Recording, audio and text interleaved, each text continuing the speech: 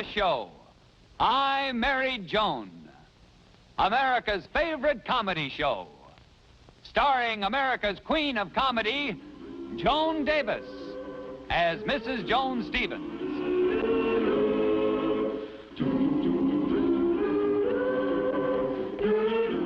And featuring Jim Backus as Judge Bradley Stevens.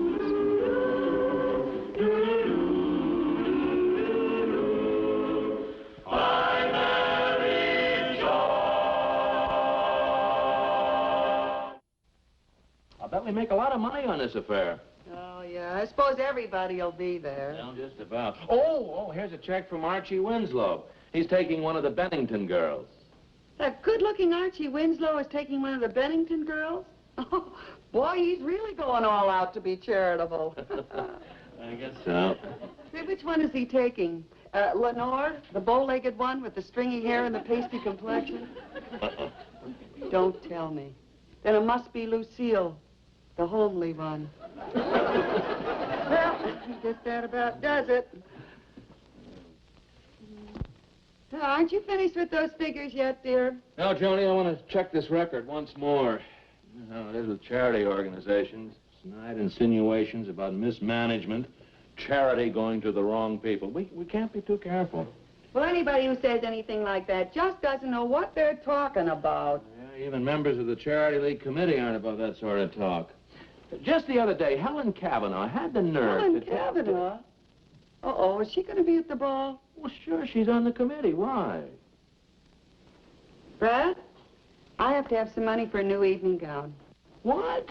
Well, that Helen Cavanaugh will probably be showing off with a very expensive evening gown, and I'm not going to give her the satisfaction of noticing that I'm wearing last year's gown. But, Joni, you said when you sewed on that bow that no one would notice it was last year's gown. Except Helen Cavanaugh. With her X-ray eyes and photographic memory, why, she'll even recognize the bow.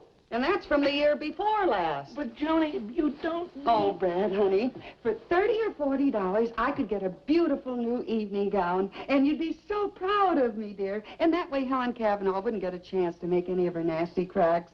Would you, Brad, huh? But, Joni, you don't need a new gown. Brad, how can you deny me anything like this when it's so important to me? Especially when I pay less money for clothes than practically any other woman that I know.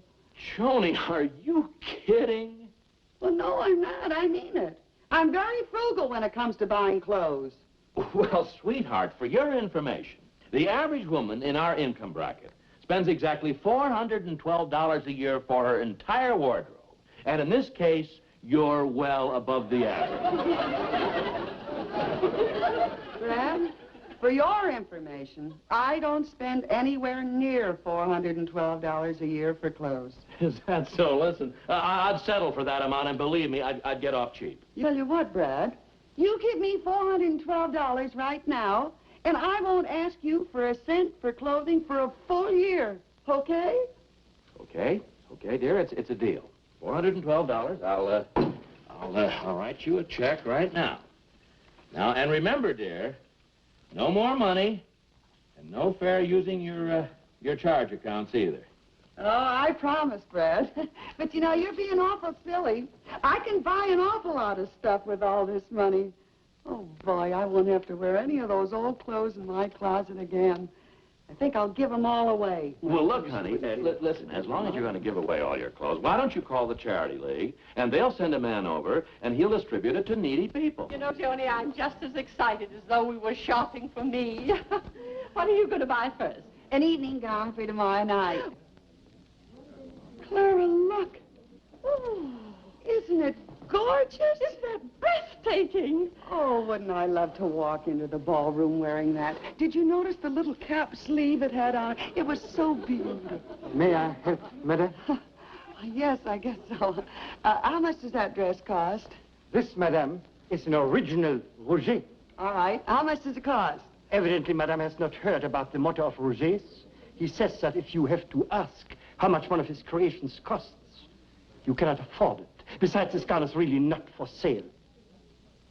We're expecting Mrs. Van Rensselaer, one of our best customers, to take it. Sorry, madam. You can't afford the gown, so let's not waste time looking at it. Joni! Helen Cavanaugh. How are you, darling? How are you, dear? You know Clara Foster, don't you? Hello, How do you Clara. do? Joni, what are you doing in an expensive store like this? Well, I happen to be shopping for an evening gown. Well, you're not thinking of buying this one. As a matter of fact, I am. Well, Joni, don't you have any idea how much a gown like this cost? No, but the way I figure it, if you have to ask how much it costs, you can't afford it. Oh, you're always putting on an act. Oh, yeah?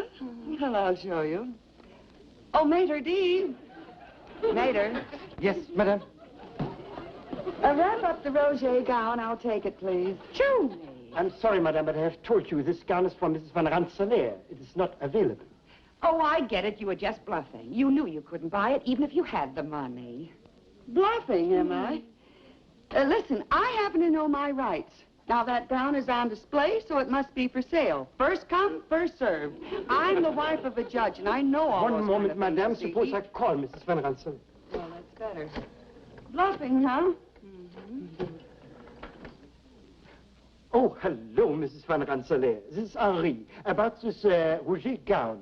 There's a lady here who insists on buying it, and I have told her that... Oh, very well. You may have the gown. Oh, good. That will be $400, please. With tax, $416.02. $416?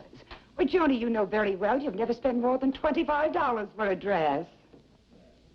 Well, I happen to like this one. And for an extra $400, why be chintzy? There's 100, there's 200, 300, 400, 410, there's 11, up, 5, 12,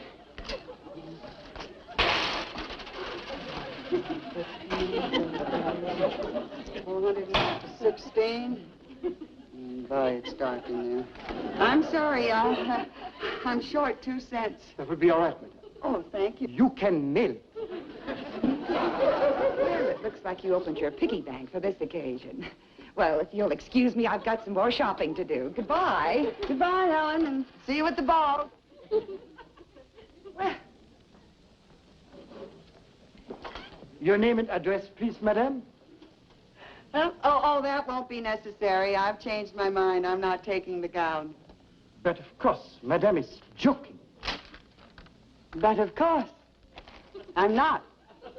You see, I only did that to keep that woman who was just here from crowing over me. I'm sorry, madame, but you insisted on buying the gown. Mrs. Van Rensselaer would not have it now after you have refused it. I insist you keep this gown. I know, but you see, I can't keep it. Why, if I did, I wouldn't have enough money to even buy a pair of stockings for a whole year. Give me my money back, please. Oh, magnifique. Perfectement. Well, it's only... Madame, you have ripped the seam. I know my rights, too. Once a customer has damaged a dress, she cannot return it. N'est-ce pas? He's right, Clara. I just messed my paw out of a whole year's clothing. Mr. Stevens, I'm Frisbee of the West Side Charity League. I'm supposed to pick up some of Mrs. Stevens' old clothes. Oh, yes, we weren't expecting you so soon. I know, but you see, I had another call in this neighborhood this morning, so I figured I might as well make this pickup at the same time. Sure, save time and gas. Follow me, Mr. Frisbee. Thank you. I'll show you where they are. Thank you, sir. Here we are, Mr. Frisbee. Take it all. Everything? Everything. My wife's buying an entire new wardrobe right now. Says she doesn't want to see this stuff again. I still don't see why you had to bring home all these empty boxes. But don't you understand, Clara? If Brad knew that I blew all my money on just this one dress, he'd be furious. Well, all right, he's your husband. I guess you know him. I sure do. Oh, you know, it's going to be terribly embarrassing to have to call up the West Side Charity League and tell them not to come for my old dresses. Oh, I'm sure they won't mind waiting a year until you get your new wardrobe. No, I hope not. Now, don't forget to put on your dress and come over and let me see it. I will, Clara. Now, don't forget. Oh, no, I won't. Goodbye. Oh, goodbye, Clara. Oh, Joni, I heard your key in the lock. It looks like you really did some shopping. Wow, that's the understatement of the year. I'll bet you spent all of the $412. That I did. Here, let me give you a hand. No, darling, I can handle them. They're very light. I just bought some light fall clothes.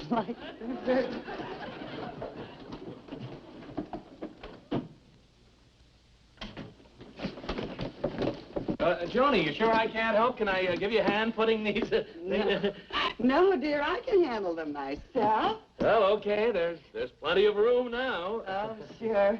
That's one nice feature about this house. It's a nice big closet. I can just push all the other stuff, and I can...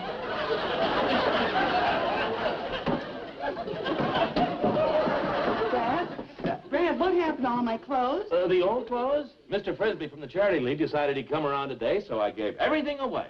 The way you wanted.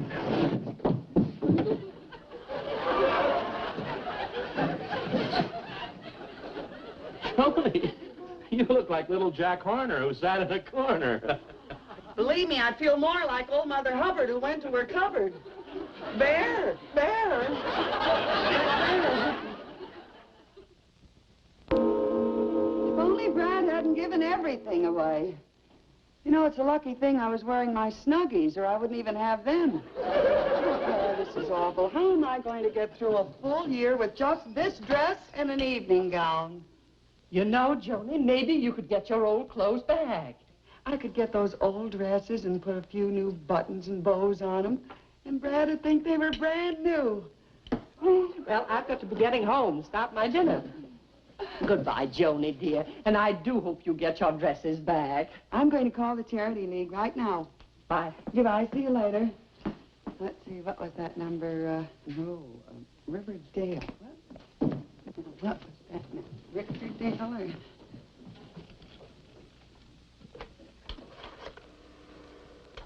or... Riverdale, 7800, please. Hello, West Side Charity League. This is Mrs. Stevens. Say, one of your men was here, Mr. Frisbee. Yes. Well, will you tell Mr. Frisbee that I want to see him again, please? Thank you. Bye. Mr. Frisbee, isn't that the man from the Charity League? Oh, yes, I forgot to give him something, a dress you overlooked. Oh, say, Joni, I'd like to see that new evening gown. Was it expensive?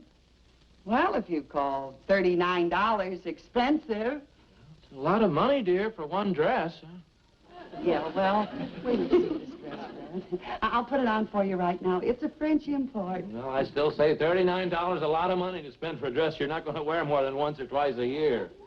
I don't know, Brad. I got a feeling I'm going to get a lot more wear out of it than you think. Walk away. Brad? Oh, honey, that is gorgeous. You'll be the most beautiful girl at the ball. Oh, Brad. Do you blame me for buying it now? Yeah, that's $39. That's still a lot of money. I bet there isn't more than 2 or 3 yards of material in that gown. Well, the important thing is that you like it, dear. And, well, I'm going to run over to Clara's house. She hasn't seen it on me yet. I'll be right back.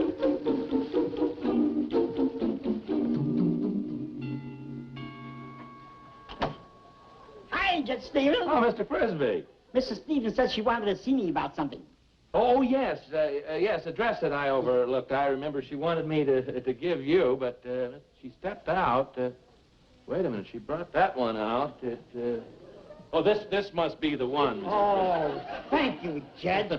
You know, it's wonderful of your wife to make such expensive donations.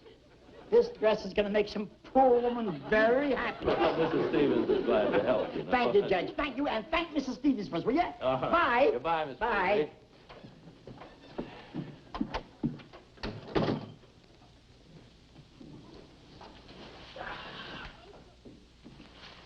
Oh, Clara Foster just loved it on me, Brad.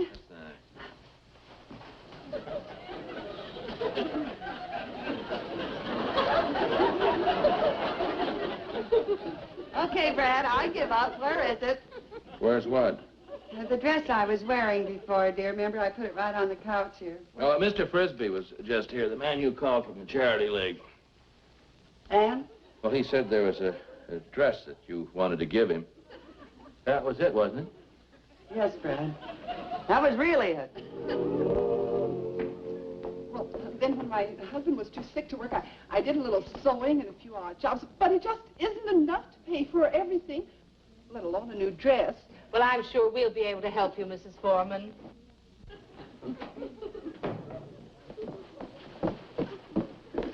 Oh, pardon me for interrupting, but I must talk to you about some clothes. Oh, would you like to donate some to the League? No, I need some for myself.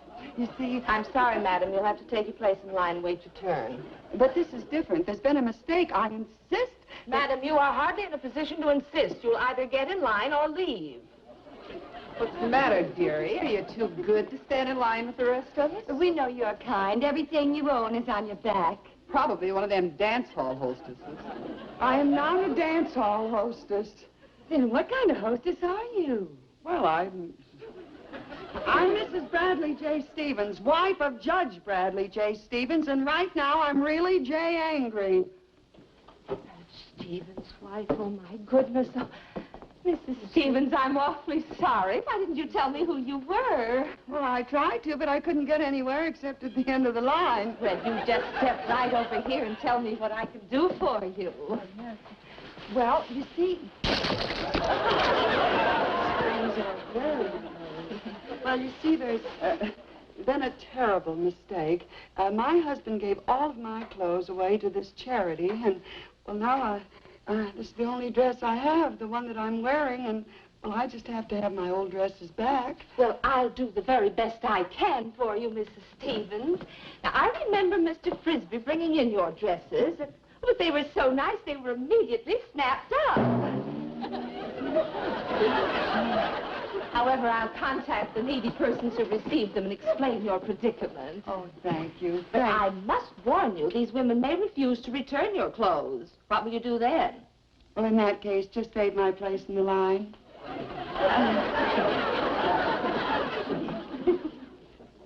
Dinner served, dear. I'm coming. Joan, are you going to serve dinner in that gown? Well, I wanted to look pretty for you, dear. Honey, you look pretty to me, even if you wore a flour sack. I wonder if they make them in my size.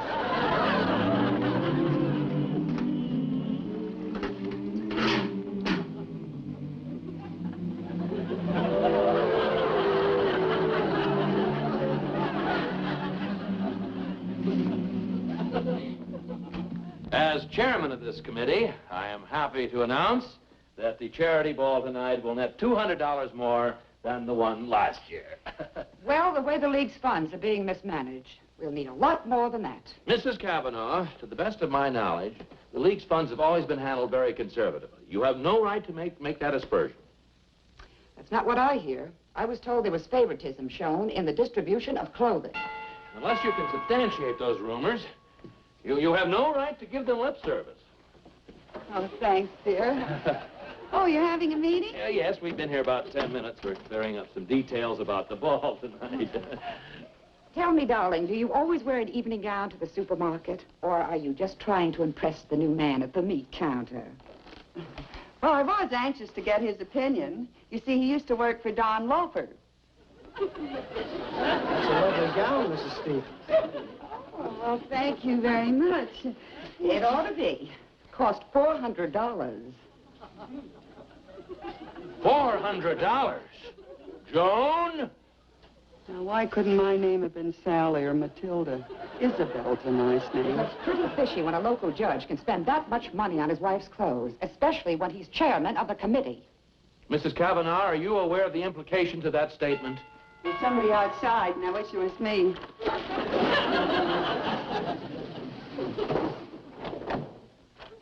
Mrs. Stevens? Yes? Well, I'm Mrs.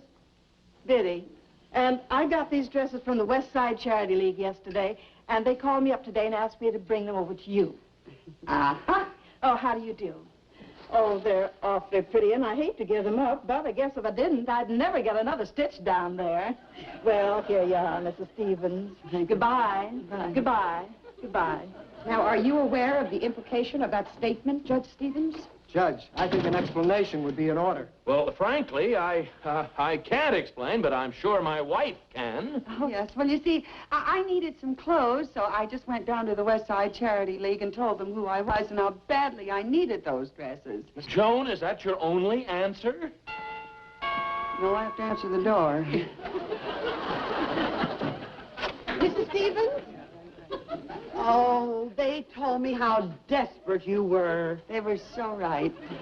So I brought back these 2 dresses, and I threw in one of my own. Oh, I couldn't take yours. Now, let's not have any false pride. You need it more than I do. Well, I must get back to my newsstand. Goodbye. If you hear of a good corner, let me know. Joan, there must be some explanation. What is this all about? Well, you see, I expected to get a whole new wardrobe, and so I gave all my clothes away to the West Side Charity League. But instead of that, all I got was this one dress, and so I had to have some other clothes to wear, so I just told the West Side Charity League to bring my dresses back. A likely story. Joni, you left the back door open again. So you don't believe me, huh, Helen Cavanaugh? In a word, no. Joni, I was here just a little while ago, and have I got a surprise for you? Later, Claire, later, please. Well, I can prove that everything that I say is the truth, Helen Cavanaugh. You just come into my bedroom, and I'll show you that there's not a stitch of clothing in my closet. Oh, but Joni, later. This is the most embarrassing. See, when I tell you something, it's the truth. There. Surprise? Joni, you know what this means. That's bad. And what are you going to do about it? Well, Brad, I think I'll have to shorten this one. This one needs a new collar. Oh, this one has to be clean. I think I'll dye this one.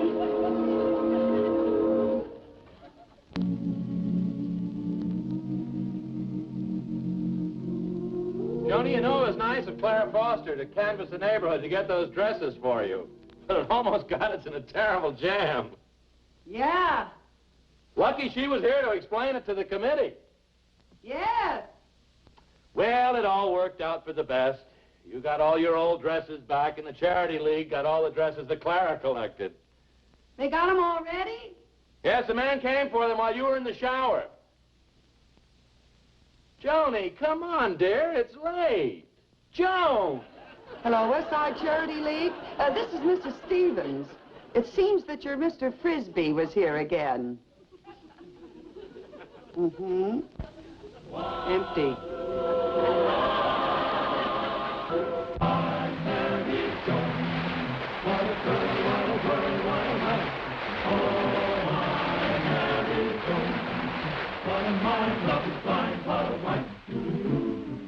And gay all day she keeps my heart laughing, never know where her brain has gone.